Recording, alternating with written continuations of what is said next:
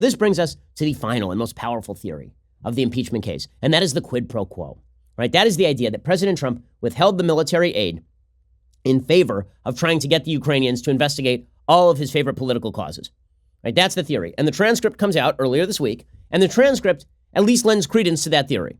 But the transcript can be read in a couple of different ways. One of those ways is Zelensky trying to pry military aid from President Trump, and President Trump basically saying, I need you to do a bunch of things. I want you to investigate the 2016 election. Also, if you could investigate Joe Biden, that'd be great.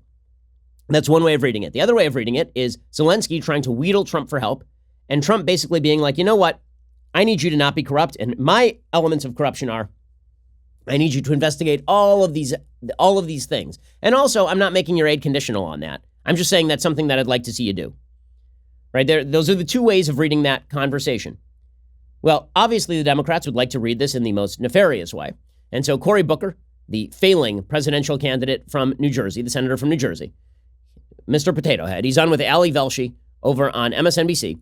And he suggests that President Trump is withholding aid, and that is, in fact, an act of treason, which I guess means that you're going to, take Trump out and shoot him? It's an act of treason. By the way, Bernie Sanders also called President Trump treasonous yesterday. Local man who has praised every communist dictatorship of the last 50 years has words about treason. Anyway, here's Cory Booker making that same general point. It's not surprising that Donald Trump doesn't know the difference between patriotism and treason. If there's any treasonous actions here, it is coming from the White House as is being indicated by what we're discovering. And so here again is Donald Trump with sounding more like a threatening thug than giving forth the ideals of a statesman. And his rhetoric, he gives license to people to do dangerous things, from his failure to condemn white supremacists to even the way he talks about what is patriotic duty. Okay, so this is a bit of an overreach. The reason that it's a bit of an overreach is because we're going to go through a couple of rather important notes here. Okay, and here's the point. If you're going to make a quid pro quo, then you actually have to make the quid clear. Right? If I'm going to threaten you, then I actually have to make the threat clear. If I want you to cast Johnny Fontaine in your new movie, I'm going to need to leave a horse's head in your bed.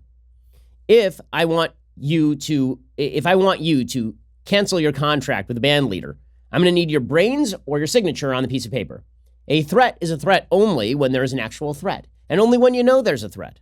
Because if I just say to you, I'd love for you to cast Johnny Fontaine in your latest picture, and you say no, and I say, no threat has taken place. That's called a conversation. Once the horse's head shows up in the bed, then the threat is made amply clear. Okay, so the transcript of the conversation is read in a certain light only if the Ukrainians know that military aid is being withheld. Right, that seems pretty simple.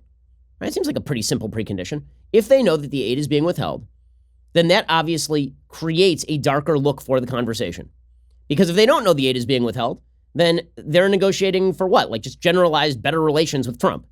If they know the aid is being withheld, then obviously that makes the conversation look more desperate. It makes it look like President Trump is pressuring. Well, there are a bevy of sources, as we are about to explore, that suggest that the Ukrainians had no idea that the military aid that was being withheld by the Trump administration as of July was actually being withheld. Really. That's not me saying that. That is the whistleblower complaint saying that. That is the New York Times saying that. That is ABC News saying that. That is the Washington Post saying that. So we're supposed to all believe that a quid pro quo happened, but the baseline sources here say that the Ukrainians weren't even aware that there was a quid. I hope you enjoyed that clip from the Ben Shapiro Show. If you did, go ahead and hit the subscribe button so you stay up to date on all our future content.